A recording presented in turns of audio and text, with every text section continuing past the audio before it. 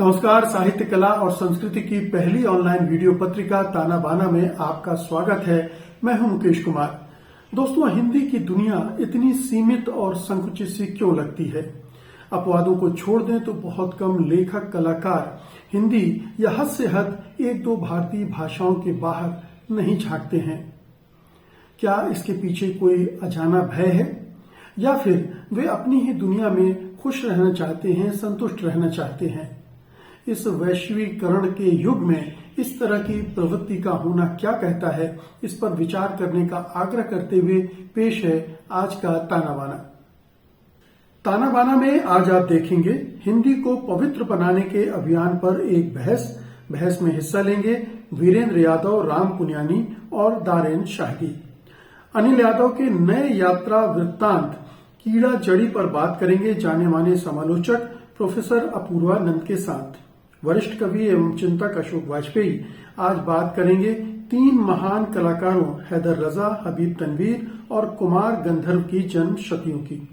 और अंत में ना काहू से बैर में ज्ञान चतुर्वेदी का व्यंग्य, चुस्त चिंतित चकर घिन्नी बचपन।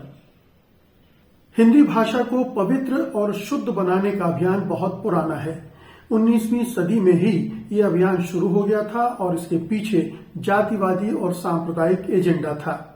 बीच में यह अभियान थोड़ा शिथिल पड़ा था, लेकिन एक बार फिर से ये कहा जाने लगा है कि हिंदी भाषा में से अरबी और फारसी के शब्द निकालकर उसे पवित्र बनाया जाना चाहिए। जाहिर है कि इस बार भी वही ताकतें ये काम कर रही हैं।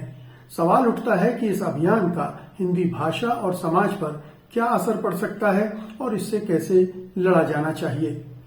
आज की बहस का मुद्दा यही है और इसमें हिस्सा लेने के लिए हमारे साथ हैं जाने माने आलोचक वीरेंद्र यादव, इतिहास के जानकार प्रोफेसर राम पुनियानी और दास्तान गो तथा पत्रकार दारेन शाहगी।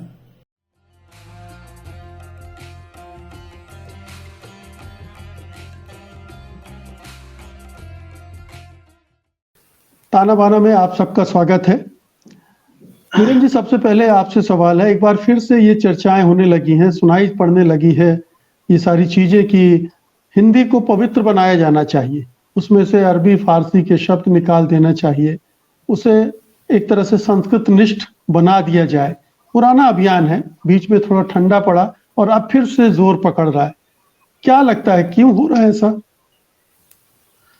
मुकेश जी, बहुत स्पष्ट है, ज्यों-ज्यों हिंदू राष्ट्र की मांग तेज हो रही है और उसका अभियान भी हमारे सामने है, त्यों तो हिंदी, हिंदू, हिंदुस्तान का जो एक पुराना नारा था उसको पुनर्जीवित किया जा रहा है।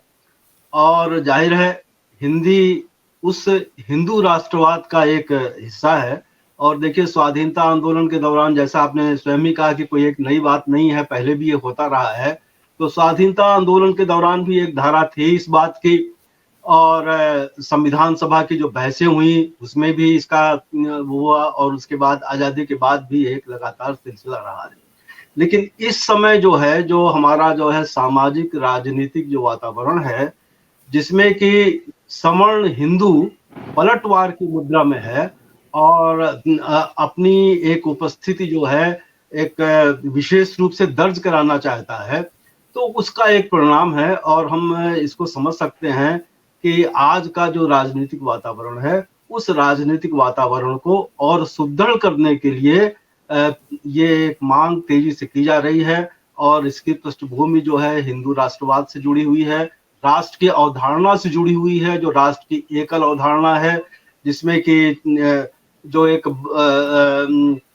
बहुलवादी संस्कृति है, जो एक बहुलवादी धर्म है, जो एक इस सब को नकार करके एकल धर्म, एकल भाषा, एकल संस्कृत की जो अवधारणा है, उसको एक पुनर्जीवित किया जा रहा है। तो मैं समझता हूँ कि संविधान में जो प्रावधान किए हैं, जो एक धर्मनिरपेक्ष राष्ट्र का और एक बहुलवाद का, उसको एक पीछे ढकेलते हुए ये भाषा का शुद्धिकरण मात्र भाषा का शुद्धिकरण नहीं है, बल्कि मैं इसको हिंदू राष्ट्र की अवधारणा से जोड़ करके देखता हूँ।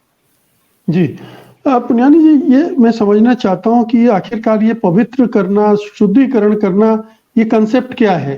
क्या जिस तरह से जो धर्म परिवर्तन करके दूसरे धर्म में चले गए, उनको शुद्धिकरण करके वापस लाया जाता है, वो पवित्र हो गए। इसी तरह से क्या उनको ये लगता है कि ये भाषा में कुछ अशुद्धियां हैं, कुछ अपवित्रताएं आ गई हैं, जिनको निकाल कर उसे फिर से शुद्ध किया जा सकता है? जी, पहले तो वीरेंद्र जी ने बिल्कुल सही बताया कि ये तथाकथित हिंदी का शुद्धिकरण जो है, ये उनके राजनीतिक एजेंडा से मेल खाता है। थोड़ा मैं इतिहास की पृष्ठभूमि में जाकर बताना चाहूँगा कि ये जो हिंदू राष्ट्रवाद का उदय जब हुआ, तो यहाँ के जो सवर्ण संभ्रांत लोग थे, जब उन्हें उभरते हुए राष्ट्रवाद से डर लगा, जिस राष्ट्रवाद ने यहाँ के बहुल्यता को स्वीकार किया और जिसके मेल जोल से यहाँ हिंदी और हिंदुस्तानी, अब ये देखिए हिंदुस्तानी भी जो आई वो भी एक ये है, तो इनका जो मुख्य जोर रहा है वो संस्कृत पे रहा है। और ये सवर्ण संभ्रांत अभिजात्य वर्ग के लोग इस प्रकार की भाषा चाहते हैं जो आम जन जिसका इस्तेमाल न कर सके और उनका ज्ञान पर जो वर्चस्व है वो बना रहे।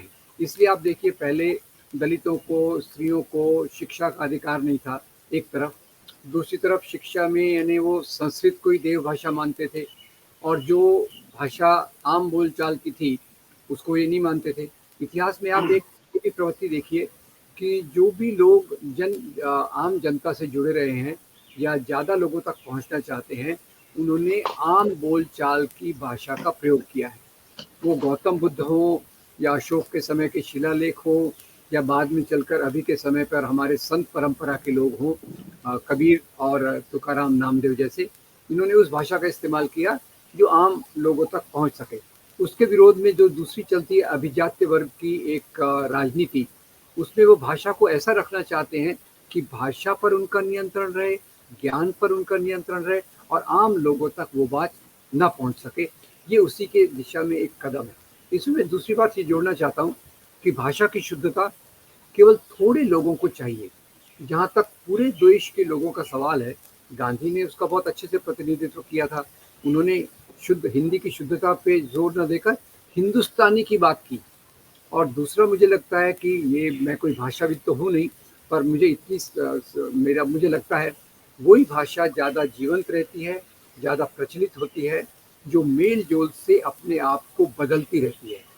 एक आज देखिए, हिंदी को देश पर लादने की कोशिश की गई, उसमें ज़्यादा सफलता नहीं मिली। हिंदी ज़्यादा फैली कैसे? ये शुद्ध साहित्य के कारण नहीं फैली। हिंदी जो ज़्यादा फैली वो हमारी फिल्मों के कारण, सीरियल्स के कारण और आम बोलचाल में जिस प्रकार से उसमें बदलाव लाया गया उसके कारण वो फैली। और इसी में एक मुद्दा मैं ये भी देखना चाहता हूँ कि आज ये भी कोशिश की गई इसके पहले कि इसमें जो उर्दू के शब्द हैं, अरेबिक के शब्द हैं, उसको निकाला जाए और इसको संस्कृत निष्ठ किया जाए। तो इनके हिसाब से वही भाषा चाहिए जिसका आधिपत्य केवल कुछ लोगों तक रहे। और हिंदू राष्ट्र का एजेंडा भी वही है कि वो आम लोगों को सत्ता के स्तर से, सांस्कृतिक स्तर से दूर रखना चाहता है और उन्हीं चीज़ों को स्वीकार करना चाहता है जो जिनके ऊपर थोड़े लोगों का मास्टरी हो या उन पर इस प्रकार का अधिकार हो। और अंतिम में एक बात वो कहता हूँ, जहाँ तक भाषा का सवाल है, भाषा हमारे एक प्रकार से आपसी वार्तालाप का जरिया है और वही भाषा जीवंत रहती है और मजबूत होती है जो दूसरी भाषाओं से मिलजुल कर आगे बढ़ती है। दो उदाहरण देना चाहूँगा। संस्कृत को बहुत शुद्ध किया गया, आखिर में आज देश में संस्कृत बोलने वाले कितने हैं इसको आप देख लीजिए। दूसरी तरफ अंग्रेज़ी को देखिए, मैंने कुछ सालों पहले पढ़ा था, अंग्रेज़ी की ऑक्सफोर्ड डिक्शनरी जो है, जो सबसे लोकप्रिय है, उसमें हर साल दूसरी भाषाओं के बहुत सारे शब्दों को मिला लिया जाता है। और इसलिए देखिए कि आज अंग्रेज़ी कितनी फैल रही है लोगों के बीच में और दूसरी प्रकार से। तो ये एक राजनीतिक एजेंडा के तौर पे हिंदी हिंदुस्तान जो वीरेंद्र जी ने बताया, और उसमें भी हिंदी वो अभिजात्य हिंदी जिसको वो शुद्ध कहते हैं पर आम लोगों की पहुंच के बाहर है, उस प्रकार की बात को ये राजनीतिक एजेंडा के तौर पे समाज में लाना चाहते हैं। जी तारिन, ये पवित्र करने का एक पूरा एक अभियान चल रहा है कि ताजमहल, कुतुब मीनार बाहर कर दो, बिरयानी विदेशी है बाहर कर दो तो संस्कृति हमारी पवित्र हो जाएगी, शेरवानी बाहर कर दो तो पवित्र हो जाएगी, खान पान रहन सहन हर जगह से हर जगह को पवित्र और शुद्ध करने का एक वो चल रहा है। ये भाषा के साथ भी अब ये चाहते हैं कि इसी तरह से हो। इसको कैसे देखते हैं आप? आप तो दास्तान गो हैं, आम भाषा का इस्तेमाल करते हैं दास्तान गोई में। उर्दू फारसी भी होती है और हिंदी भी होती है, इसको कैसे देखते हैं? जी, सबसे पहले तो वीरेंद्र यादव जी ने बहुत अच्छी बात कही, राम पुनियानी साहब आपने भी बहुत अच्छी बात कही। मैं ये कहना चाहता हूं कि भाषा की शुद्धता की जो बात हो रही है, तो शुद्ध तो मैंने सिर्फ देसी घी देखा है आज तक, ऐसी कोई शुद्ध वो चीज भी अब शुद्ध नहीं रह गया, वो भी अब शुद्ध नहीं रह गया। शुद्ध नहीं रह गया है। शुद्धता का मतलब क्या होता है कि आप उसमें से जो तमाम जो बाहरी चीजें हैं उसको निकाल करके उसको एक अलग से खड़ा कर देना चाहते हैं। भाषाई शुद्धता की बात करने वाले लोग वही लोग हैं जो धार्मिक शुद्धता की बात कहते हैं, और इसके पीछे लंबा इतिहास है। आप जानते हैं कि इंसानियत ने क्या क्या कुछ नहीं झेला है इस शुद्धता के चक्कर में। तो भाषाई कट्टरता हो या धार्मिक कट्टरता हो, इसमें कोई फर्क नहीं है, और ये कट्टरता को बढ़ावा देने की दिशा में एक और कदम है। आप क्या बात कर रहे हैं साहब? आप उर्दू में भी ऐसे बड़े लोग गुजरे हैं जो उसको पवित्र और पाक बनाना चाहते हैं, उसमें से हिंदी के शब्दों को निकाल देना चाहते थे। मीर तकी मीर का एक बड़ा वाकया है, बड़े उर्दू के शायर थे, और 1700 ईस्वी में तो साहब उनसे वो रास्ते में चले जा रहे थे, शायद मेरा ख्याल है कि दिल्ली से लखनऊ की तरफ रवाना हुए थे। कुछ लोगों ने उनसे बात करनी चाहिए तो बिल्कुल खामोश रहे, और उन्होंने कहा कि फिर जब उनको और पूरेदा गया तो कहने लगे, साहब शरीफ लोग जो है, सादात लोग घर से बाहर बात नहीं करते, क्योंकि इससे आप लोगों का तो सेवा हो जाता है, आप लोगों का तो का मनोरंजन हो जाता है, हमारी तो जबान खराब होती है। तो ये जबान खराब होने की जो बात है, ये बिल्कुल ही अटपटी बात है। जब तक हर जीवन के हर क्षेत्र में मिश्रण नहीं होगा, उसका रस ही नहीं है। मिश्रण है तो रस है। आप समाज में अगर आप बिल्कुल एक तरह से लेकर के चलना चाहते हैं उसको, एक धर्म, एक भाषा, एक किताब, उसका रस ही खत्म कर देना चाहते हैं। आप बताइए, आज की तारीख में उर्दू और हिंदी दोनों के बारे में मैं बात करना चाहता हूं। हिंदी से आप लोक भाषाओं को निकाल दे तो हिंदी रहेगी कहां? क्या आप रामचरितमानस को हिंदी में पढ़ना चाहेंगे, या जो अवधि में जो लिखी है उसी को पढ़ना चाहेंगे? अगर आप हिंदी को शुद्ध करना चाहते हैं तो रामचरितमानस का स्थान कहां है उसमें? आप अगर आप हिंदी को शुद्ध करना चाहते हैं तो कबीरदास कहां है, सूरदास कहां है, मीरा कहां है? आप तमाम इन बड़े बड़े साहित्यकारों को अगर निकाल देंगे हिंदी में, तो हिंदी शुद्ध करके आपको हासिल क्या होगा? आप करना क्या चाहते हैं? आप संकीर्णता की ओर समाज को ले जाना चाहते हैं, जहां अंग्रेजी में, जैसा राम पुनियानी साहब ने कहा कि जो डिक्शनरीज हैं वहां हर साल कोई नए नए शब्द वहां जोड़े जाते हैं दूसरी भाषाओं से। हमारे यहाँ हिंदी में भी जो है वो विदेशज भाषा का एक बहुत बड़ा पुराना वो रहा है, चलन रहा है कि आप उसे हटा देना चाहते हैं। दूसरी भाषाएं तो डेवलप कर रही हैं, प्रोग्रेस कर रही हैं, आप जो है उसको खींच के वापस ले जाना चाहते हैं वहां जहां से बड़ी मुश्किल से हमारे पूर्वजों ने इसको निकाल करके यहां तक पहुंचाया है, और इसमें सब रंगों का समावेश किया है। तो आप अगर सब रंगों का समावेश नहीं करना चाहते हैं, समाज को आप जो है बांट करके और उसको एक दिशा में चलाने की कोशिश करना चाहते हैं, तो इतिहास भरा पड़ा है। विश्व में ऐसे बहुत सारे समाज हैं जो एक रास्ते पे, एक पंथ पे चल के, एक किताब को फॉलो करके, एक भाषा को फॉलो करके, प्योरिटी की बात करके, पवित्रता की बात करके तबाह बर्बाद हो चुके हैं। आप बर्बाद होना चाहते हैं तो बिल्कुल जी। वीरेंद्र जी, अगर हिंदी की बात करें, हिंदवी, अमीर खुसरो, मतलब वो खड़ी बोली और पूरा इतिहास जो है वो इन सब से बनता है, इन सब से जोड़ जाड़ कर हिंदी बनती है। और आज ये कहा जा रहा है कि हिंदी को आप पीछे ले जाइए। ये पूरा मतलब लोगों को न इतिहास की समझ है, न भाषा के विकास की समझ है, सिर्फ एक जो अंधभक्तों वाला एजेंडा है, सोच है, वही इसमें दिखता है। देखिए, हिंदी की शुद्धता को लेकर के जो एक मुहिम चलाई जा रही है, मैं समझता हूं कि ये हिंदी विरोधी ही है और हिंदी का बहुत नुकसान करने वाली है। और भारत का जिस तरह से उपमहाद्वीपीय विस्तार है, इस महाद्वीपीय विस्तार को समझते हुए ही गांधी जी ने हिंदुस्तानी की बात की थी, प्रेमचंद ने हिंदुस्तानी की बात की थी कि आजाद हिंद होने के बाद इस देश की जो एक भाषा, एक संपर्क भाषा होगी, जो कि उस समय चलन में थी भी, तो उन्होंने कहा था कि ये जो है शुद्ध संस्कृत निष्ठ हिंदी न होकर के हिंदुस्तानी भाषा होगी। और संविधान सभा में भी ये लगभग स्वीकार कर लिया गया था शुरुआती दौर में कि ये देवनागरी या फारसी स्क्रिप्ट में लिखी जाने वाली जो हिंदुस्तानी होगी, ये भाषा स्वीकार की जाए, ये एक स्वीकृति हो गई थी। लेकिन जो शुद्धतावादी थे, शुद्धतावादियों के विरोध के कारण ये प्रस्ताव पीछे पड़ गया। और संविधान सभा की ही एक घटना है कि जब वो उप समिति को कहा गया था कि आप भाषाओं की एक सूची बनाइए, तो 12 भाषाओं की सूची एक बनाई गई थी। जब उस 12 भाषाओं की सूची नेहरू जी के सामने पेश हुई, तो नेहरू जी ने उसमें एक 13वीं भाषा का नाम जोड़ा, उर्दू। जब उर्दू का नाम जोड़ा तो वहां पर जो हिंदी के शुद्धतावादी एक सदस्य थे, उन्होंने कहा ये उर्दू किसकी भाषा है? नेहरू जी ने कहा ये मेरे बाप दादों की भाषा है। तो उस सदस्य ने कहा कि ब्राह्मण होते हुए तुम्हें शर्म नहीं आती है कि उर्दू को अपनी भाषा कहते हो? तो इस स्तर की बहसें जो है वहां उस दौर में हुई थी। और याद करें, नाथूराम गोडसे ने जो अंतिम बयान दिया था अपने डिफेंस में, उस बयान में गांधी जी के से उसकी जो एक असहमतियां थी, गांधी जी के विरुद्ध जो उसने बातें कही, उनमें एक बात यह भी थी कि गांधी जी हिंदुस्तानी की बात करते थे और संस्कृत निष्ठ हिंदी की बात नहीं करते थे। तो यह एक जो संकीर्णतावादी और हिंदुत्ववादी जो दृष्टिकोण रहा है, इस हिंदुत्ववादी दृष्टिकोण के कारण मैं समझता हूँ हिंदी का बहुत नुकसान हुआ।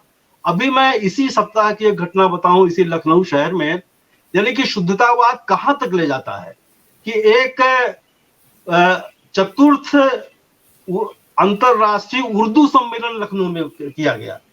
उस अंतरराष्ट्रीय उर्दू सम्मेलन का कोई बैनर, यानी कि उस बैनर पर उर्दू में नहीं लिखा हुआ था, उस बैनर में हिंदी में लिखा हुआ था कि चतुर्थ अंतरराष्ट्रीय उर्दू सम्मेलन। ये शुद्धतावाद ही था कि कथित अंतरराष्ट्रीय उर्दू सम्मेलन का बैनर भी जो है वो शुद्ध हिंदी में हो और उर्दू में न हो। और यानी कि उस बैनर पर एक कोने पर अंग्रेजी में रोमन में उर्दू लिखा हुआ था, लेकिन मैं ढूंढता रह गया, उस बैनर पर कहीं भी नहीं था। जाहिर है उस आयोजन को करने वाले अमर रिजवी साहब पहले कभी कांग्रेस में हुआ करते थे, आज वो भारतीय जनता पार्टी में है।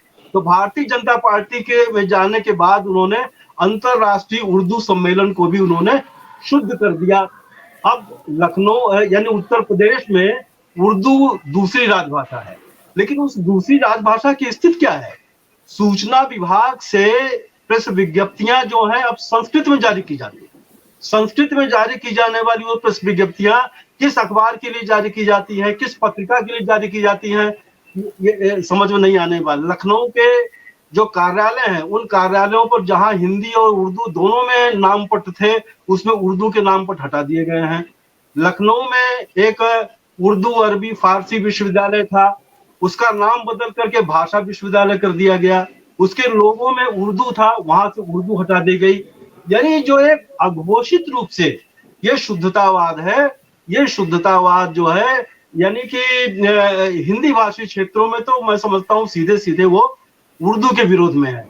और दक्षिण भारत में जो समय समय पर जो हिंदी के विरुद्ध और जो एक वातावरण बनता जा रहा है, उस वातावरण को बनाने में इन शुद्धतावादियों का बहुत योगदान है। यानी कि शुरुआत के दौर में ऐसी स्थिति नहीं थी, यानी कि दक्षिण भारत में हिंदी प्रचार सभाएं नहीं हुई थी। तो आज का जो एक वातावरण है, ये शुद्धतावाद, ये संकीर्णतावाद, ये जो है एक धर्म विशेष से जोड़ करके और राष्ट्र की एक खास तरह की अवधारणा से जोड़ करके, भाषा एक माध्यम है, भाषा उस संकीर्णता का माध्यम है। तो मैं समझता हूँ कि बहुत दुर्भाग्यपूर्ण है हमारे समाज के लिए और हमारे देश के लिए। और जिस देश में इतनी भाषाएं हैं, इतनी बोलियां हो, यानी कि भोजपुरी अवधि, इस भोजपुरी अवधि पे भी जो एक हिंदी का साम्राज्य है, इन भोजपुरी अवधि का नुकसान भी हिंदी के साम्राज्य, शुद्धतावादी हिंदी के साम्राज्य से हो रहा है, जितना तमिल का भी नुकसान हो रहा है। तो तमिल, भोजपुरी अवधि यानी इन सारी भाषाओं का और सारी बोलियों का जब विकास होगा तो ही हिंदी का विकास होगा। और इस बात को कहने में कोई संकोच नहीं होना चाहिए कि भारत देश में सर्वाधिक संपर्क की अगर वह कोई भाषा है तो हिंदी है, लेकिन वो हिंदी जो है शुद्धतावादी हिंदी नहीं है, वो हिंदुस्तानियत वाली ही हिंदी है। वो गांधी की हिंदुस्तानी थी, वो प्रेमचंद की हिंदुस्तानी थी। तो आज जिस तरह का वातावरण बनाया जा रहा है, मैं समझता हूं कि ये हिंदी भाषा के पक्ष में नहीं है, हिंदी भाषा के विरोध में है। शुद्धतावाद हिंदी साहित्य में भी नहीं चलने वाला है। हिंदी साहित्य में भी एक और जयशंकर प्रसाद थे तो दूसरी तरफ प्रेमचंद थे। इतना वैविध्यपूर्ण उस भाषा का स्वरूप था, लेकिन उस भाषा के स्वरूप को एकल स्वरूप देने का, शुद्धतावादी स्वरूप देने का से उस भाषा का ही नुकसान होगा। ये जी पुजानी जी, ये क्या जो पूरा अभियान है, दरअसल हम जो एक पूरा एजेंडा देख रहे हैं कि जो मुस्लिम अल्पसंख्यक समाज है उनको अलग करना है, उनको चोट पहुंचानी है, उनका इकोनॉमिक ब्लॉकेट कर दो, उनको समाज से अलग थलग कर दो। क्या ये भी एक इस भाषा का इस्तेमाल भी इसी पर्पज के लिए किया जा रहा है कि उर्दू को जितना आप कम कर दोगे उतना जो उर्दू पढ़ रहा है, लिख रहा है, उस पर काम कर रहा है, उस समाज को भी आप कमजोर कर देंगे? क्या ये एक मानसिकता है इस पूरे पवित्रतावादी अभियान की पीछे? देखिए, ये अभियान जो है ये एक राजनीतिक अभियान है, और उस राजनीति का भाग है जो एक तरफ से मुसलमानों और क्रिश्चियंस को विदेशी मानता है, और दूसरी तरफ से यहाँ के दलित और स्त्रियों को दुय्यम दर्जे पे रखना चाहता है। और पहले बहुत अच्छी बात कही कि जैसे जवाहरलाल नेहरू ने खुद कहा कि उर्दू भी यहाँ की भाषा है, और इसमें कोई संकोच नहीं है कि उर्दू भारतीय भाषा ही है, उसका जन्म यही हुआ और उसका जो मेल जोल के कारण ही उसका विकास हुआ। यहाँ मैं एक और कहना चाहता हूँ कि अभी जो जिस प्रकार से हिंदुत्व की राजनीति ज़्यादा मजबूत होती जा रही है, वो अपने एजेंडा में मुसलमानों का व्यापारिक बाइकआउट करने की भी बात अभी मजबूती से कर रही है, उनको हाशिए पे ढकेलने की बात कर रही है। मुसलमानों के घेट्टो जो एक सीमितीकरण एक एरिया में हो रहा है वो भी इसके साथ हो रहा है, और उनमें से उत्तर भारत के बहुत सारे मुसलमानों की भाषा उर्दू है, उसमें कोई कहने में संकोच नहीं होना चाहिए। जबकि दक्षिण भारत में आप जाइए तो मुसलमानों की भाषा तमिल है, एक तरफ मलयालम है, और हमारे महाराष्ट्र में कोंकणी, मराठी, ये भी मुसलमानों नहीं, उत्तर भारत में भी अधिकांश मुसलमानों की भाषा उर्दू नहीं है, हिंदी ही है। उर्दू भी उतने बड़े पैमाने पर पढ़ी लिखी बोली नहीं जाती जी। वो भी ये भोजपुरी और जो ये उपभाषा, ये भाषा उनका ही ज्यादा इस्तेमाल करते हैं। तो मुझे लगता है कि वैसे जैसे वीरेंद्र जी ने एक बहुत अच्छी बात कही कि ये अभियान से सबसे ज्यादा नुकसान तो हिंदी का होगा, और जैसे मैंने कहा कि जब संकीर्णतावाद आती है तो भाषा खत्म होना शुरू हो जाती है, कुछ लोगों के हाथ में सीमित हो जाती है, और शायद जो सत्ता को अपने हाथ में सीमित करना चाहते हैं सामाजिक रूप पे, वो भाषा का भी इस्तेमाल उसी एजेंडा के लिए करना चाहते हैं। और जहाँ तक भाषा का सवाल है, मुझे लगता है भाषा ही क्या, हमारी पूरी संस्कृति मिली जुली संस्कृति है जिसके बारे में आपने उल्लेख किया। और यहाँ मैं एक यूनाइटेड नेशंस ने एक कमेटी बनाई थी, कोफी अन्नान जब सेक्रेटरी जनरल थे, उनकी एक कमेटी की रिपोर्ट है अलायंस ऑफ सिविलाइजेशन, यानी सभ्यताओं का मेल जोल। वो मुख्य रूप से एक ही बात को कहती है कि मानव समाज का जो भी विकास हुआ है वो हर धरातल पर मेल जोल से हुआ है, हर धरातल पर मेल जोल, खाने पीने की चीज़ें हो, कपड़े पहनने की चीज़ें हो, भाषाएं हो, धर्म की परंपराओं में मेल जोल हो, हमारी सामाजिक परंपराओं में मेल जोल, वो हमारे समाज का एक मुख्य भाग है। और ये संकीर्णतावाद उसके उलट एक प्रकार की राजनीति में कुछ लोगों के हाथ में पूरा वर्चस्व, उनको वर्चस्वशाली बनाकर बाकी समाज को पिछड़ा रखना चाहता है। मुझे लगता है इससे न केवल मुसलमानों का, जैसे कुछ उनके नाम पे उर्दू को चलाया जाता है, पर बाकी समाज के भी जो तबके हैं, दलित और दूसरे, उनका भी इससे बहुत बड़ा नुकसान होगा अगर इस प्रकार का संकीर्णतावाद हिंदी में लाया जाए। क्योंकि एक हकीकत ये भी है कि इनके प्रयासों से तो हिंदी का विकास नहीं हुआ दूसरे भाषाओं में, पर अभी आप देखिए दक्षिण भारत के बहुत सारे प्रदेशों में जो हिंदी हमारी फिल्मों में बोली जाती है, आम बोलचाल में बोली जाती है, वो काफ़ी लोकप्रिय है। आप जाके देखिए तो कई लोग, अभी मैं केरल गया था तो केरल में भी इस प्रकार की हिंदी को लोग समझ लेते हैं, क्योंकि उसमें उस प्रकार का वो रिजिडिटी नहीं है कि भाई ये शब्द आप गलत इस्तेमाल कर रहे हैं, वो सही इस्तेमाल कर रहे हैं। तो तो एक तरफ से तो हिंदी भाषा का ये बहुत डिससर्विस है, और दूसरी तरफ अल्पसंख्यकों को और कमजोर तबकों को और पीछे धकेलने की ये अभियान है। जी तारिन साहब, आपको याद होगा कुछ समय पहले हमने एक चर्चा की थी उर्दू क्यों इतनी लोकप्रिय हो रही है। तो अब ये इनको लग रहा है कि उर्दू केवल मुसलमान पढ़ते हैं। इस समय एक नया जो प्रवृत्ति आई है कि गैर मुस्लिम लोग उर्दू पढ़ रहे हैं और उर्दू में लिख पढ़ रहे हैं, शायरी कर रहे हैं, नज़में लिख रहे हैं। तो ये दोनों विपरीत दिशाओं में चीजें चल रही हैं, ये दिख नहीं रहा इन लोगों को। जी देखिए, कोई भी चीज अगर समाज पे थोपी जाए ना, तो वो चीज कभी सफल नहीं होती है।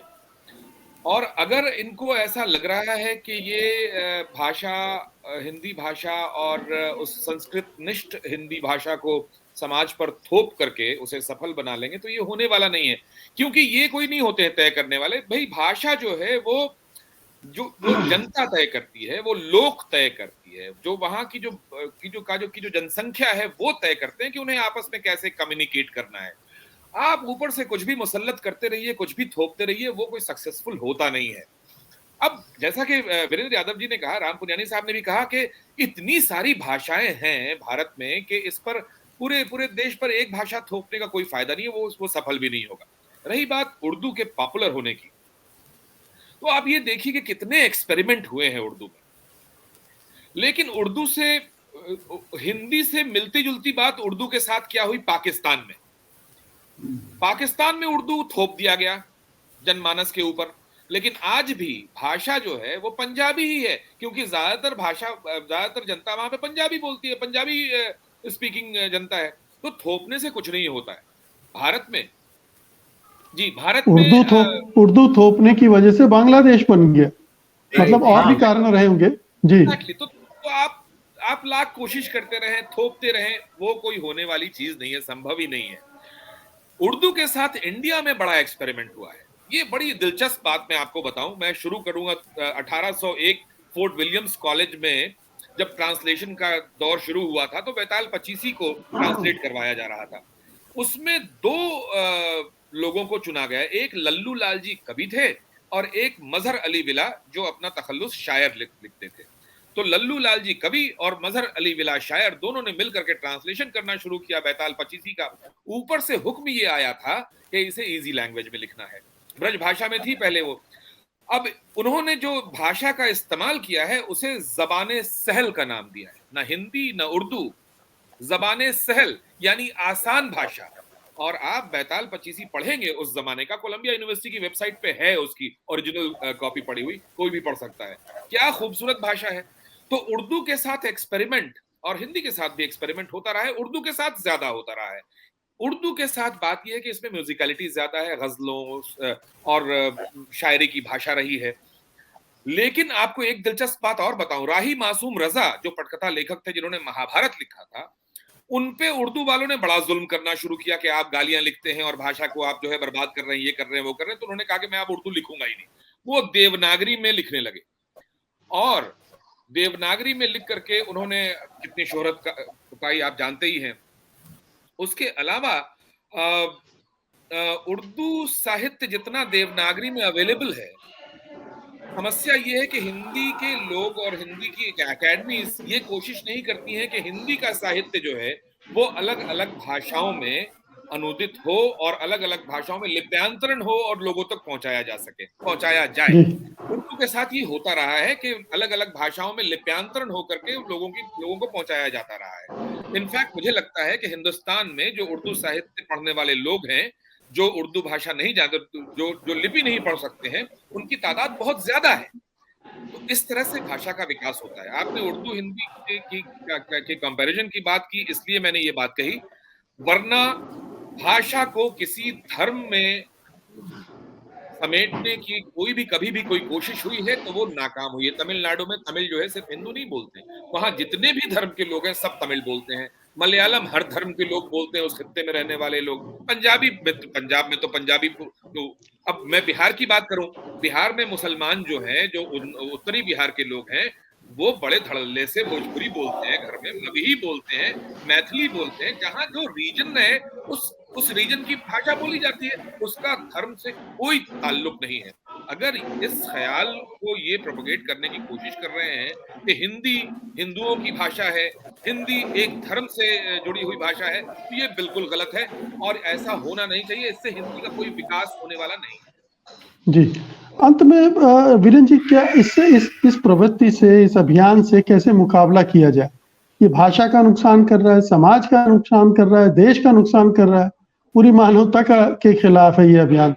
तो कैसे इससे लड़ा जाएगा? मुकेश जी, इन दिनों जो बहुसंख्यक वाद का उभार है वो भाषा में भी देखने को मिल रहा है।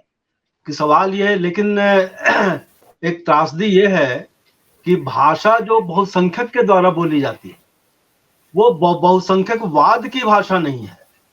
बहुसंख्यक वाद की भाषा जो है वो हिंदुत्व की भाषा है, और बहुसंख्यकों द्वारा जो भाषा बोली जा रही है हिंदी के बहुसंख्यक द्वारा, या हिंदी क्षेत्र के बहुसंख्यक द्वारा, या समूचे भारत के बहुसंख्यकों के द्वारा जो भाषा बोली जा रही है वो हिंदुस्तानी बोली जा रही है, वो आम फहम बोली जा रही है।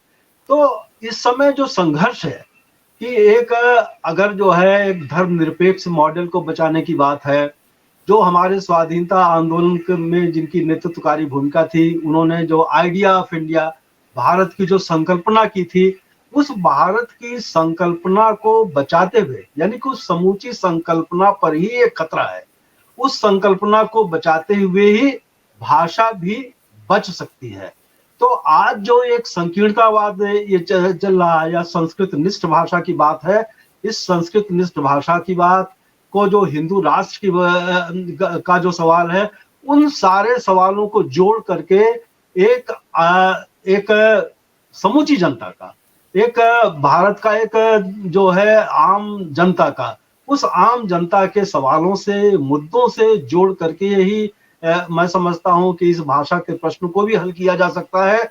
और मैं फिर इस बात को कह रहा हूं कि आज हिंदी अगर जो है एक वास्तविक रूप से अगर देश की जो है संपर्क भाषा नहीं बन पाई है, और अंग्रेजी का जो आधिपत्य कायम है, अंग्रेजी का आधिपत्य जो कायम है, उसके पीछे एक यही है कि हिंदी का जो एक स्वीकृत स्वरूप था, एक समूचे देश में, समूची जनता के बीच में, उस स्वीकृत स्वरूप को पीछे करके एक संस्कृत निष्ठ या शुद्ध परिष्कृत भाषा की बात करके एक प्रक्रिया दक्षिण भारत में या गैर हिंदी प्रदेशों में एक प्रक्रिया का वातावरण बनाया जा रहा है। तो मैं समझता हूँ इससे मुक्ति, इससे निजात तभी मिल सकती है जब हम भारत का जो संवैधानिक स्वरूप है, धर्मनिरपेक्ष मॉडल है, उस धर्मनिरपेक्ष मॉडल को बचाने की दिशा में तभी भाषा भी बचेगी, संस्कृति भी बचेगी, और एक बहुलवादी जो एक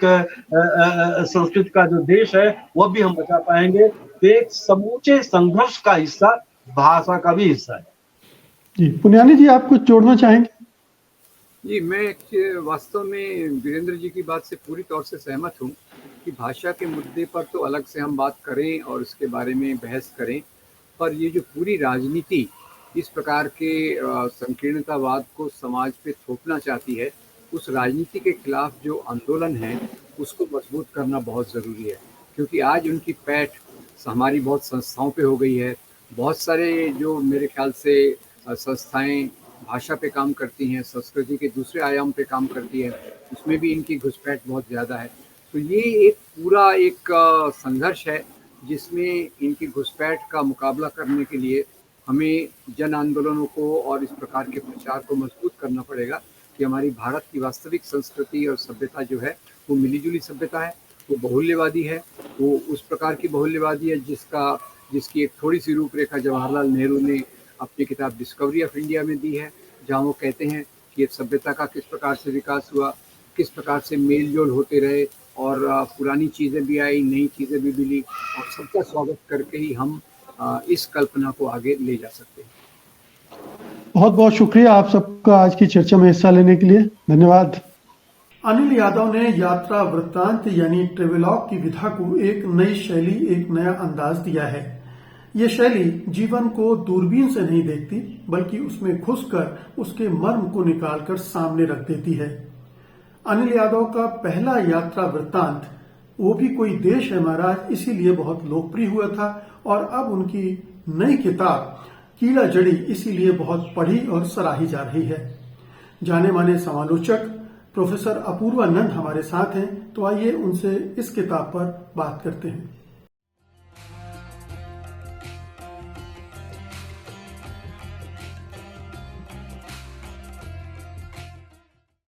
ताना बाना में आपका स्वागत है अपूर्वा नंद जी।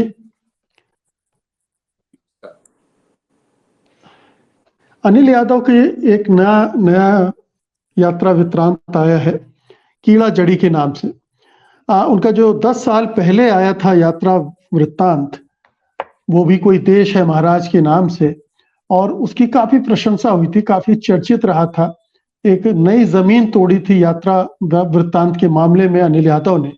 ये कीड़ा जड़ी आप उसके साथ में जोड़कर किस तरह से देखते हैं? जो पिछला यात्रा वृत्तांत था उनका, उसे उत्तर पूर्व के राज्यों में रहने वाले लोगों ने और काफ़ी वक्त गुजारने वाले लोगों ने भी कहा था कि वह बहुत गहराई से उस जीवन को देखने की एक कोशिश है। तो उसे हिंदी के साधारण यात्रा वृत्तांतों की तरह नहीं देखा जा सकता। वह दरअसल उस इलाके के लोगों में जो रुचि है, दिलचस्पी है लेखक की, उसकी एक अभिव्यक्ति है। उस यात्रा वृत्तांत को भी इस रूप में देखा गया था। 10 साल बाद कीड़ा जड़ी पढ़ते हुए मैंने देखा कि अब बिल्कुल एक दूसरे इलाके, हालांकि यह भी पहाड़ है और पहाड़ी लोगों की जिंदगी का वर्णन है, यह भी एक तरह से उस यात्रा वृत्तांत से आगे जाने वाला है। और इसमें अनिल यादव जैसे पिछली किताब में एक सैलानी की तरह नहीं जाते हैं, बल्कि एक हमदर्द की तरह जाते हैं जो उस समुदाय के जीवन को समझने का प्रयास करते हैं। इसलिए यह निगाह सैलानी की निगाह नहीं है। और इसलिए इस यात्रा वृत्तांत में, हालांकि इसमें इसकी बहुत गुंजाइश थी और उस पर हम लोग आगे बात कर सकते हैं, क्योंकि पहाड़ का मतलब मैदान वालों के लिए होता है कुदरत, प्रकृति की रमणीयता, रम्यता आदि आदि। लेकिन यह किताब उन सब से बच कर निकलती, और यहाँ प्रकृति का मतलब रम्यता नहीं है, रमणीयता नहीं है, बल्कि प्रकृति में आशंका है, प्रकृति में भय है, प्रकृति में भयावहता है। प्रकृति एक तरह से तबाही लेकर भी आती है, और प्रकृति के साथ तालमेल बिठाना वहाँ के लोगों के लिए एक रोजमर्रा का काम है, बावजूद इसके कि वे वहीं जन्मे हैं और वहीं पले बड़े हैं। तो यह एक खासियत है इस यात्रा वृत्तांत की, कीड़ा जड़ी। जी, ये जो शैली है दरअसल एक इस तरह के यात्रा वृत्तांत को सामने रखती है जिसमें सैलानी वाली दृष्टि नहीं है। जो आम तौर पर हम यात्रा वृत्तांत देखते रहे हैं उनमें एक सैलानी वाली दृष्टि होती है, ऊपर ऊपर देखने की, और जो आपने कहा कि प्राकृतिक सौंदर्य का वर्णन है और जो चीजें देखी गई हैं उनका उसी तरह से उथले ढंग से वर्णन है। इसमें समाज में धंस कर, समाज के अंदर घुस कर, बैठ कर समाज को देखने और वर्णित करने की एक जो नई विधा हम कह सकते हैं वो हमारे सामने आती है। तो कीड़ा जड़ी में आपने नयापन क्या देखा जो पिछला उनका यात्रा वृत्तांत था उसके मुकाबले? ये तो कॉमन है, ये थ्रेड तो कॉमन है उसमें और इसमें, बाकी दूसरे तरह से आपने इसको किस तरह देखा? नएपन की चिंता मुझे बहुत नहीं है, इसलिए मैं ये नहीं कहना चाहूँगा कि उसके मुकाबले इसमें कुछ नया है। मैं ये कहना चाहूँगा कि इसमें गहराई है, इसमें स्थिरता है, और इसमें एक प्रकार की निर्ममता है खुद अपने प्रति भी। आपने देखा होगा कि कीड़ा जड़ी में खुद लेखक एक पात्र है और लेखक खुद को देख रहा है, एक तरह की दूरी है। और आप देखते होंगे कि लेखक काफी एक कमजोर व्यक्ति के रूप में नजर आता है, उसमें पहाड़ को झेल ना पाने की जो कमजोरी है वह भी दिखलाई पड़ती है। वो कैसे घबराता है, कैसे डरता है, भय इसमें बहुत ज्यादा है और वो लेखक के भीतर बहुत है। उसके शरीर पर वह भय बहुत असर डालता है। तो लेखक अपनी कमजोरी को कहीं नहीं छिपाता है। यह मुझे खासी दिलचस्प बात लगी, क्योंकि आमतौर पर यात्रा वृत्तांतों में लेखक अपने आप को नहीं देखते हैं और लेखक का जो रिश्ता वहां के लोगों से बन रहा है वह रिश्ता भी बिल्कुल अलग अलग किस्म का है। और इस लालच से भी लेखक ने अपने आप को बचाया है कि वह वहां के लोगों का रोमानीकरण करे। तो एक उसके प्रति भी एक आप कह सकते हैं बहुत ही निर्मम रुक्ष यथार्थवादी दृष्टि है। जो वहां के चरित्रों का वर्णन किया जा रहा है वे भी कई कमजोरियों से भरे हुए लोग हैं। लाभ, लोभ, झूठ बोलना, चालाकी करना, वह सब कुछ है। लेकिन वह कैसे एक बहुत ही मुश्किल पहाड़ी जिंदगी से निपटने और उसके बीच रहने, जिंदा रहने की एक कोशिश का नतीजा भी। दूसरी की इस यात्रा वृत्तांत को जब पढ़ते हैं तो आप ये देखते हैं कि राज्य कैसे प्रवेश करता है लोगों के जीवन में, कहाँ से प्रवेश करता है। आप उसे उस व्यक्ति के रूप में देखते हैं जो आता है और धमकी देता है उस विदेशी को जो तस्करी करने की कोशिश कर रहा है कीड़ा जड़ी की, कि वो उसके साथ क्या करेगा, फिर उस व्यक्ति के साथ क्या होता है खुद। तो राज्य को लेकर जो हमारी एक समझ है वो खुद इन लोगों की जिंदगी में कितना कम उपस्थित है, और जब वो आता है तो वह कैसे इस जिंदगी को तहस नहस कर देता है बजाय इसके कि वह इनकी मदद करे। तो ये कुछ चीजें हैं जो मेरे यहाँ में आई। अलावा इसके कि कुछ दिलचस्प चरित्र हैं, जैसे आपकी मुलाकात उस चरित्र से होती है जो सीधे टेलीफोन पर बात करता है भगवान से, और जिसे ऐसा लगता है कि उसका टेलीफोन नंबर चुरा लिया गया है और वह थाने में रखा हुआ है और वो वहां से जाके लाना चाहता है और उसने पूरा पोस्टर छपवा के रखा हुआ है। तो ऐसे चरित्र से आपकी मुलाकात होती है, या दूसरे चरित्रों से, या स्कूल के साथ लोगों के रिश्ते आदि।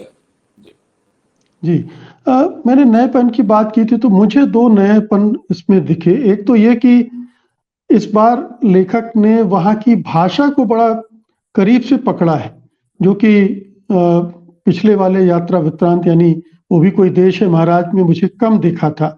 दूसरा, इस बार लेखक जीवन में और गहरे धंसा है पिछली बार के मुकाबले, इसलिए वो ज्यादा चीजें उभर कर भी आई। जी नहीं, वह तो एक तरह से स्वाभाविक ही है, क्योंकि दोनों के बीच 10 साल का फासला है।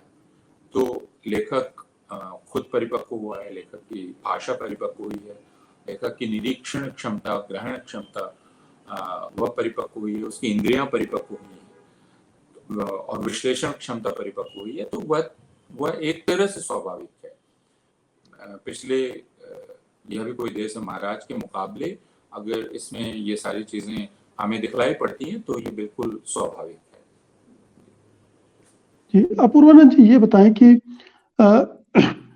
मैं जब पूरा पढ़ रहा था तो शुरू में तो मुझे वो पूरा आस्वाद उसका मिल रहा था। अचानक कीड़ा जड़ी का इतिहास आ जाता है तो मुझे लगता है कि ये कीड़ा जड़ी के बारे में इतना विस्तार से इस पूरे चीजों को बताना एक थोड़ा सा जैसे एक पत्रकार वहां से शुरू हो जाता है, यात्रा वृत्तांत थम जाता है। क्या आपको ये एक अवरोध जैसा दिखा? मुझे यह नहीं लगा, उससे कोई बाधा नहीं पड़ी, बल्कि जैसा उपन्यास में होता है, और हम अक्सर ये कहते हैं कि एक उपन्यास में आप एक ही शैली नहीं देखते हैं, एक उपन्यास में कई शैलियां मिल सकती हैं। उसी प्रकार इस एक यात्रा वृत्तांत में आपको कई प्रकार के स्वर मिलेंगे। तो एक है जो पत्रकार का है, और ये बहुत जरूरी था, क्योंकि कीड़ा जड़ी आप जब उठाते हैं तो नाम भी अगर उस खास इलाके के आप नहीं हैं तो आप नाम से परिचित नहीं हैं, आखिरकार यह बला क्या है। और लेखक एक लंबे समय तक ये नहीं बताता है आपको, जिससे आपके मन में उत्सुकता बनी रहती है कि ये भला क्या है। हालांकि शुरू में इसका आभास दिया जाता है जब आप यौन क्षमता आदि के बारे में पढ़ते हैं तो एक आभास मिलता है, लेकिन आखिर यह है क्या, और यह बतलाना बहुत ज़रूरी है। इसलिए अगर उसमें उन्होंने अपने पत्रकार के धर्म का निर्वाह किया है तो मुझे उचित ही लगता है। वह अवरोध नहीं है, वह एक तरह के या आप उसे अवरोध भी कह लें, लेकिन वह अवरोध मदद ही करता है उस पूरी जिंदगी को समझने की, क्योंकि वो पूरा जीवन कीड़ा जड़ी के इर्द गिर्द घूमने वाला जीवन है।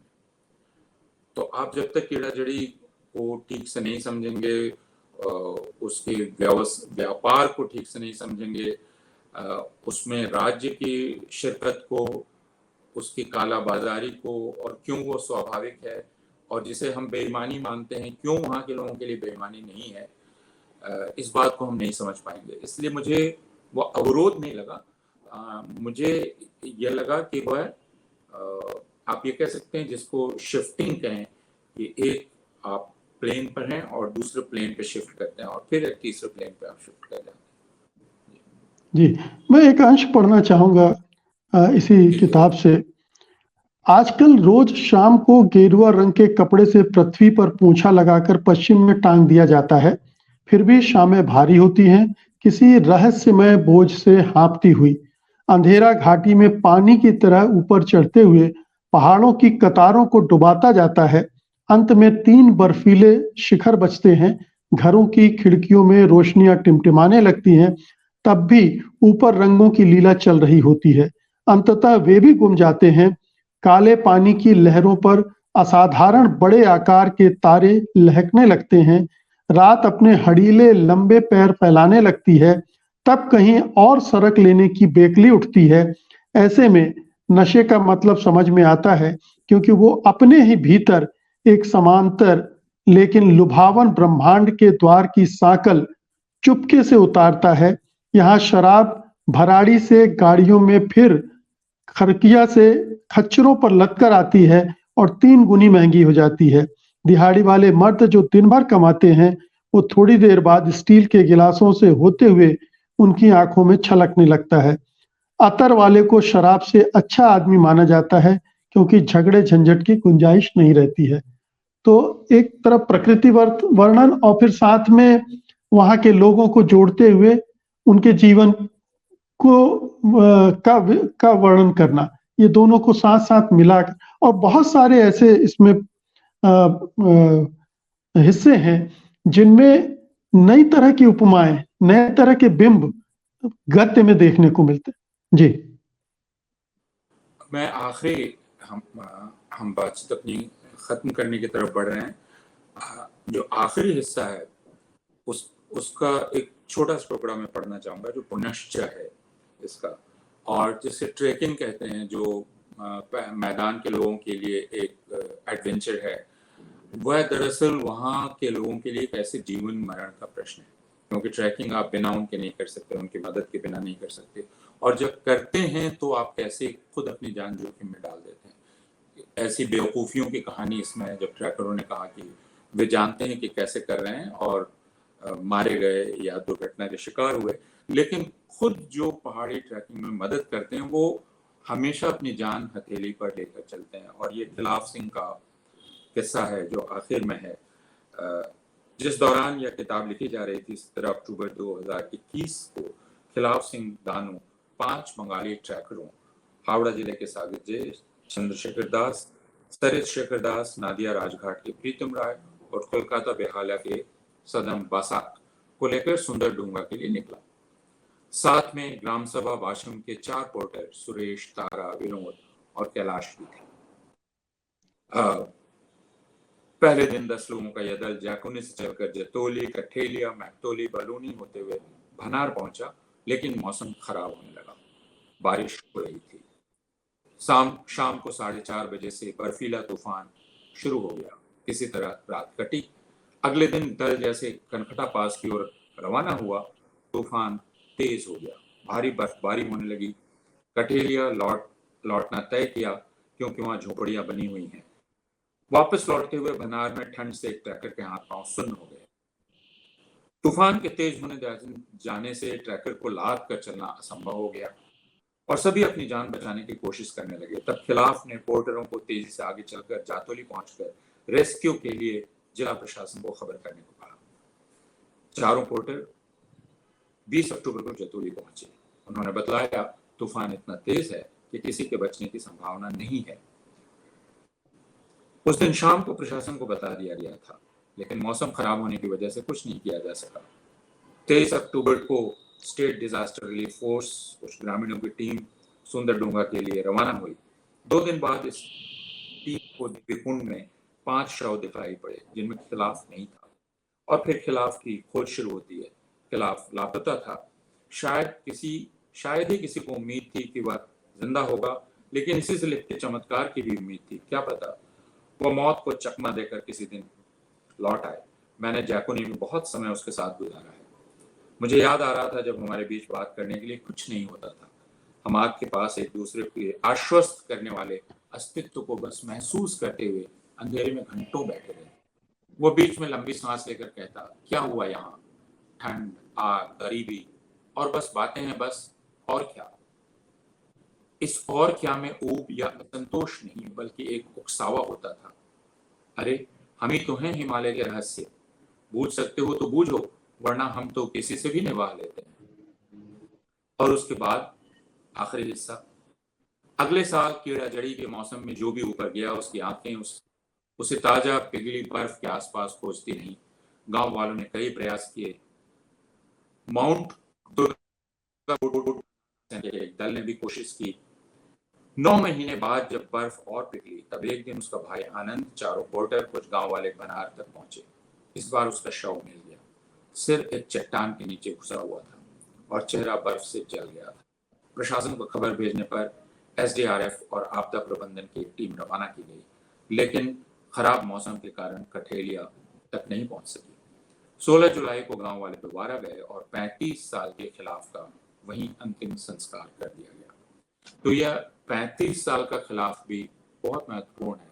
इस उम्र को भी ध्यान रखना चाहिए कि वहाँ लोगों की औसत उम्र क्या होती है, कितने दिन तक वो एक स्वस्थ जीवन जीने की कामना कर सकते हैं। और जो हमारे लिए आनंद का स्रोत होता है, कुछ दिनों के आनंद का स्रोत होता है, कुछ दिनों की उत्तेजना का स्रोत होता है, वह दरअसल कितनी तकलीफों, कितनी दर्द और उसके बावजूद एक जीवट की जिंदगी भी वहाँ के लोग जीते हैं। तो कीड़ा जड़ी जो एक ऐसी बूटी है जो लोगों में यौन क्षमता बढ़ाने के काम आती है, ऐसा माना गया है, और उसको जुटाने का काम जो करते हैं उनकी जिंदगी की क्षमता के बारे में हम क्या जानते हैं? कीड़ा जड़ी सिर्फ यह सवाल करती है। बिल्कुल, कीड़ा जड़ी जो सोने के से भी महंगी मानी जाती है, जिसकी स्मगलिंग होती है, जिसके लिए लोग जान जोखिम में डालते हैं, जो बहुत सारे लोगों के लिए जीवन चलाने का साधन है, और इसमें कितना जोखिम है। बहुत बहुत शुक्रिया पूर्वानंद जी इस यात्रा वृत्तांत पर बात करने के लिए। धन्यवाद आपका। नमस्कार। सरकार की तरफ से आजाद भारत का अमृतकाल मनाया जा रहा है। सरकार बड़े बड़े उत्सव और खर्चीले आयोजन कर रही है, मगर इसकी आड़ में वो ऐसे लोगों को प्रतिष्ठित करने की कोशिश कर रही है जिनका देश के निर्माण से कोई विशेष ताल्लुक नहीं था, जबकि ऐसे लोगों की उपेक्षा की जा रही है जिनका कला संस्कृति में योगदान अभूतपूर्व रहा है। जाने माने कवि और संस्कृति कर्मी अशोक वाजपेयी आज ऐसी ही 3 विभूतियों के बारे में बात कर रहे हैं, संयोग से जिनकी जन्मशतियां भी हैं। देखते हैं दूसरी आवाज।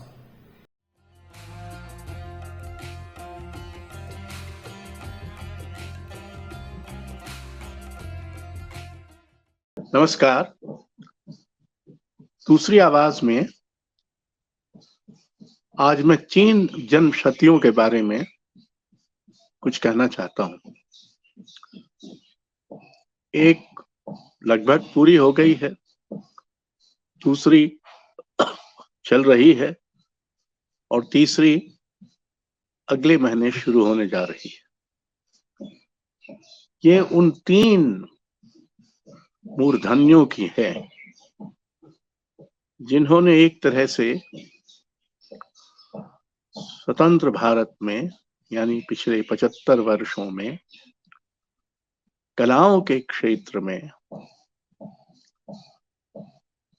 न सिर्फ मूर्धन्यता स्थापित की है, बल्कि बहुत प्रेरक और दूरव्यापी नवाचार किया है। ललित कला में सैयद हैदर रजा, रंगमंच में हबीब तनवीर और संगीत में कुमार गंधर्व। अमृतकाल चल रहा है। स्वतंत्रता के 75 वर्ष पूरे होने के बहुत जश्न तरह तरह से मनाए जा रहे हैं, लेकिन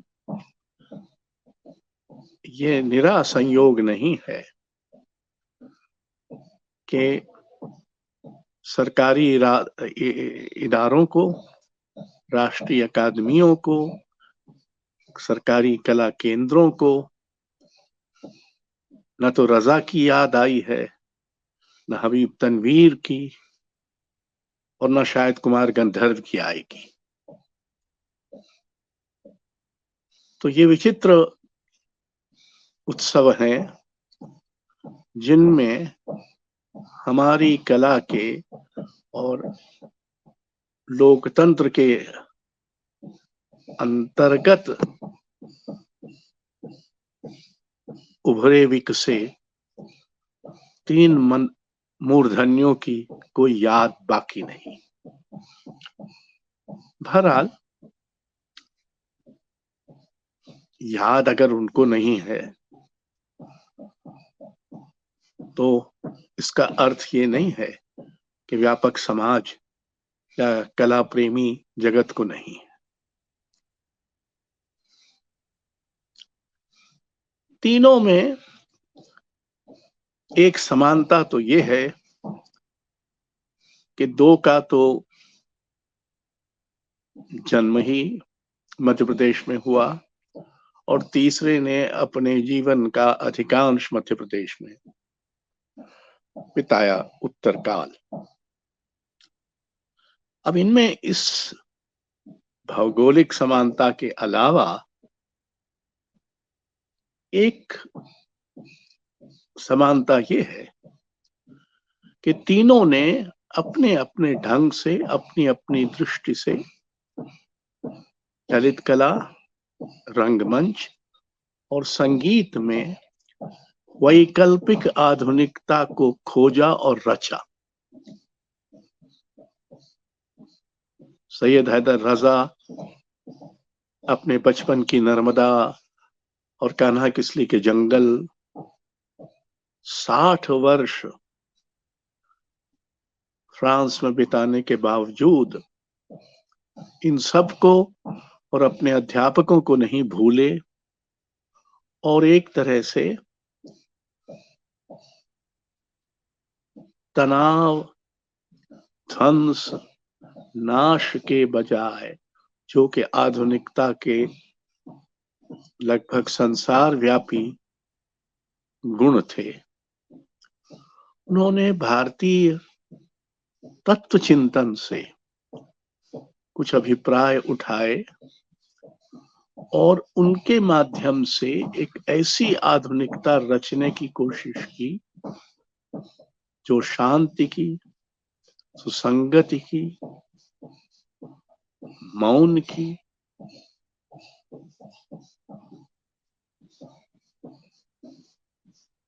उपस्थिति सशक्त करते हैं। सभी जानते हैं कि उनका हिंदी कविता से अपार प्रेम था। इन दिनों उनके चित्रों की अब तक की सबसे बड़ी प्रदर्शनी पेरिस के सेंटर पॉम्पिडू में चल रही है और लगभग 1000 दर्शक औसतन रोज टिकट लेकर उसे देख रहे हैं। दुर्भाग्य की बात यह है कि ऐसी बड़ी प्रदर्शनी भारत में नहीं हो पाई है अब तक। उम्मीद है कि अगले 1 वर्ष में यहाँ भी संभवतः इससे बड़ी प्रदर्शनी हो पाई। हबीब तनवीर ने लोक की आधुनिकता और महाकाव्यात्मकता की खोज की और एक प्रसन्न पर प्रश्नवाचक रंगमंच विकसित किया, जो अपनी आधुनिकता में और अपनी प्रश्नवाचकता में, लेकिन अपने उत्साह में भी अनोखा था। उन्होंने यथार्थवादी रंगमंच से अलग सामूहिक रंगमंच की रचना की, जिसमें यथार्थ और कल्पना बिना किसी संकोच के एक दूसरे में प्रवेश करते थे। कुमार गंधर्व ने परंपरा को खोद खोद कर उससे एक तरह की आधुनिकता निकाली और सामुदायिकता में एकांत और एकांत में सामुदायिकता दोनों को साधने और अंतर्ध्वनित करने की चेष्टा की। लोक और शास्त्र के बीच जो संबंध शिथिल पड़ गया था, लगभग टूट गया था, उसे फिर से स्थापित किया।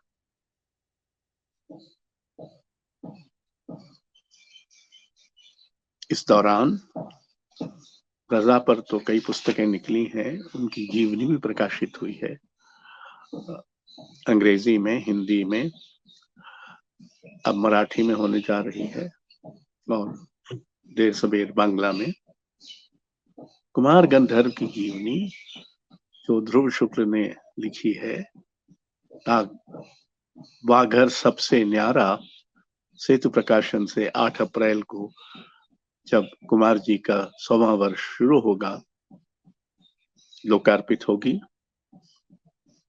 और कुमार जी पर एक फिल्म भी अमित दत्त बना रहे हैं। हबीब तनवीर पर की भी जीवनी हिंदी में लिखी जा रही है और लगभग समाप्त होने को है, और वो भी जल्दी ही प्रकाशित हो जाएगी। और उन पर एक बड़ा वैचारिक आयोजन दिल्ली में जल्दी ही करने की योजना है। आज के छोटे छोटे बच्चों को भी सब पता होता है। तीसरी क्लास का टॉपर बच्चा भी बता देगा कि उसकी सफलता में किसका योगदान था और बड़े होकर वो क्या बनना चाहता है। मगर एक पीढ़ी वो भी थी जो बचपन में पूरी तरह से बच्चा होती थी। तितलियां पकड़ने में उसका मन लगता था और उसे भविष्य के सवालों का कुछ अता पता नहीं होता था। जाने माने व्यंग्यकार ज्ञान चतुर्वेदी आज इसी परिवर्तन पर चोट कर रहे हैं। देखते हैं ना काहू से बैर।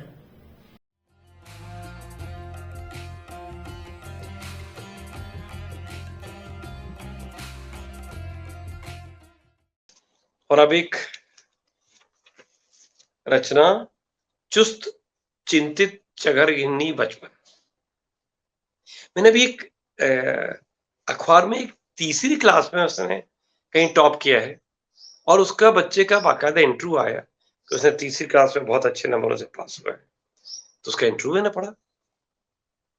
वो बता रहा है कि कैसे कि किसको वो श्रेय दे रहा है अपने टॉप आने की, वो आगे क्या करना चाहता है। तो मैं हैरान हो गया यार, 3 साल का बच्चा और क्या इंटरव्यू दे रहा है और क्या क्या बातें उससे पूछी जा रही है, क्या क्या बातें बता रहा है। उसे पता है जीवन में क्या बनना है। तो हमें अपना बचपन याद है, तो हमने इस पर लिखा है, एक मजे से आर्टिकल है, सुनिएगा। हमारा अपना बचपन तो एकदम बचकाना और बचपने भरा था। आज के बच्चों के चुस्त बचपन के मुकाबले तो बहुत ही ढीला डाला, बिल्कुल बेईमानी था। तुलना करना भी मूर्खता कहलाएगी। तब तो हम ट्यूशनों और कोचिंग में न जाकर हम जैसे बच्चे तितलियों के पीछे भागते थे। बताइए, तितलियों के पीछे भागते थे और ऐसे ढपोर संग थे हम तो कि हमें विश्वास था कि परियां वास्तव में होती हैं, चंदा बाबा वास्तव में हमारे मामा है। और एक सुंदरी राजकुमारी कहीं अभी भी किसी राक्षस की कैद में है जहां से हमें उसे छुड़ाना है। ये हमारे विश्वास थे। अब के बच्चों को ये सब बताते शर्म आती। मैं अपनी नातिन से कहूं कि ऐसा था तो वो ये कही, क्या नानू, कैसे बच्चों ऐसी बात करते हो आप भी। तब हम अपने कैरियर से अनजान, परीक्षाओं के रिजल्ट से बेखबर, छुपन छिपाई खेलने, वीर बहूटियां इकट्ठी करने, चोर सिपाही खेलने में ही टाइम वेस्ट करते रहते थे। वो हमारे बचपन के धुंधल के भरे सपनों के दिन थे। पर मुझे हाल ही में कुछ टीवी शोज में बड़ी बड़ी बातें करते छोटे छोटे बच्चे मैंने देखे। फिर अखबार में उन बच्चों के बयान पढ़े जो तीसरी चौथी कक्षा में फर्स्ट आ गए थे। अपने बचपन के दिन याद आ गए कि यार हम कितने पिछड़े हुए बच्चे, हम कितने पिछड़े हुए बच्चे थे यार। उन दिनों कोई हमसे पूछता, चलिए पूछता कि तुमने जो तीसरी क्लास में, हमने भी तीसरी क्लास में, चौथी क्लास में, पांचवी छठवीं में पढ़ने में अच्छे थे, हमेशा टॉप किया, पर हमें कभी किसी ने पूछा ही नहीं ये प्रश्न कि तुमने टॉप किया है तो आगे बढ़ने का क्या इरादा है। कोई पूछता भी कि तुम इसका सफलता का श्रेय किसको दोगे, ये पूछा है इस बच्चे से और ये बाकायदा बता रहा है। तो हम तो घबरा कर अपनी माँ के पास दौड़ जाते, अंदर भाग जाते। तब कोई पूछता नहीं था, कोई नहीं पूछता था। बाप, अगर आप पास हो गए, अच्छे नंबरों से पास हो गए, तो आपको कुछ मीठी गोलियां लेमन चूस की गिला दी बाप ने, माँ ने चूम चाम लिया, थोड़ा पूजा पाठ हो गई घर में, बस इतना ही हो गया। तब बच्चे की तस्वीर का अखबारों में छापने का तो रिवाज था नहीं। ये कोई पूछता ही नहीं था तुम क्या करने का इरादा रखते हो। कोई पूछ लेता तो हम तो खैर क्या बताते, हमारे पिताजी भी ना बता पाते, बल्कि पूछने वाले लतिया देते कि यार बच्चे क्यों फालतू परेशान कर। पर अभी उस बच्चे का बयान देखकर मैं तो बस हैरान हो गया यार। वो जानता है अभी से पूरा चेकआउट उसका प्रोग्राम, तीसरी साल की उम्र, तीसरी कक्षा में पढ़ने के साथ वो जानता है कि 70 साल की उम्र तक उसे क्या क्या कब कब करना है। वो आईआईटी से कंप्यूटर करके अमेरिका जाएगा, इसके लिए कोचिंग लेने वाला है। उसने सफलता का श्रेय अपने माँ बाप को देते हुए उन्हें थैंक्स कहा, बताया कि उसका पूरा, वो उसको पूरा गाइड करते हैं। हमसे कभी किसी ने पूछा नहीं, हम पूछता तो हम बताते हैं कि हमारा क्या बनेंगे आगे, इसका कोई नक्शा हमारे बचपन में था नहीं। सच्ची बात तो यह है कि हम बहुत बड़े होकर भी हमें पता ही नहीं था कि हमें क्या बनना है, कि हमें कुछ बनना भी पड़ेगा। हम समझते थे ऐसे ही चलेगा यार। बचपन में हमारी चिंताएं और योजनाएं बस इतनी होती थी कि पिताजी की साइकिल कैसे भी मार दें थोड़ी देर के लिए, तो ग्राउंड के 4-5 चक्कर लगाने में मजा आए, लेके निकल जाए। बस यही जीवन के प्रश्न थे, यही बड़े जीवन के प्रश्न थे। और आज के बच्चों को तो हम बताने में भी शर्म जाएं, शर्म से गड़ ही जाएं कि शुरुआती दिनों में तो मैं जादूगर बनना चाहता था, ताकि जादू की छड़ी घुमाकर चुर्रेट बोलकर अपने हेडमास्टर को बकरा बना दूं, या हवा से मीठी गोलियां पैदा कर दूं। बाद के दिनों में मैं हेडमास्टर बनना चाहता, ताकि मैं दुनिया पे राज करूं, क्योंकि उन्हें दुनिया पे राज कराना करते हुए देखा था मैंने हेडमास्टर। फिर मैं बॉक्सर, बस ड्राइवर, पंचक्की चलाने वाला, बहरूपिया, टिकट चेकर, बाग का चौकीदार, सिपाही, डाकिया। उस जमाने दिलीप कुमार थे, दिलीप कुमार बनना चाहता। उन दोनों कैरियर भी कोई चीज होती है, यह सूचना और चिंता बच्चों को नहीं थी।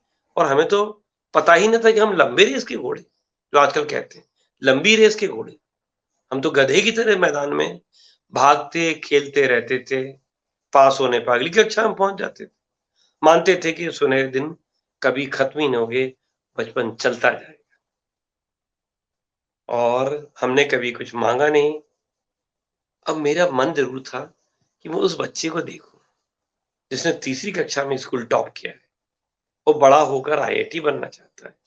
इस बच्चे से मिले क्या, देखें कि बचपन में ही इतना बड़ा हो गया बच्चा, कहीं देखने में बूढ़ा तो नहीं लग रहा। पर मैं उससे मिल नहीं सका। घर गया मैं उसके दूरदर्शी माँ बाप ने उसे कोटा भेज दिया था, जहां कोई दूरदर्शी कोचिंग संस्थान ने चौथी कक्षा से ही बच्चे को आईआईटी कोचिंग देने का क्रांतिकारी कोर्स चला रखा। और माँ बाप ने बड़े गर्व से बताया कि परसों ही तो हॉस्टल में छोड़ के आए उसे। बच्चे की फोटो रखी है मेज पर, प्यारा सा बच्चा है। मैं तो केवल फोटो देख पाया, जरा सा बच्चा, पर वो फोटो में बड़ा भी लग रहा है और सीरियस भी। दमकते माँ बाप से मैंने पूछा कि याद नहीं आएगी आपको बच्चे, आपको बच्चे की याद नहीं आएगी? आएगी तो सर क्या करें, कैरियर भी तो देखना पड़ता है सर। बच्चे का बचपन छुड़ाकर कैसे खुश है, कैसे खुश है। अपने सपनों के लिए वे अपने बच्चे के सपनों को रौंदते हुए निकल गए हैं। उन्हें पता ही नहीं, आज के माँ बाप को पता ही नहीं कि फोटो में यह सीरियस सा खड़ा बच्चा कभी तितलियों के पीछे भाग पाता तो ये कितना सुंदर दिखता। बहुत बहुत धन्यवाद। ताना बाना में आज बस इतना ही। आज का अंक आपको कैसा लगा हमें जरूर बताइएगा। हमें आपकी प्रतिक्रियाओं का इंतजार रहता है।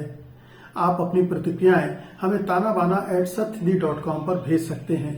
और अब मुझे अनुमति दीजिए, अगले रविवार को रात 9 बजे मैं फिर हाजिर होऊंगा ताना बाना के नए अंक के साथ। तब तक के लिए नमस्कार।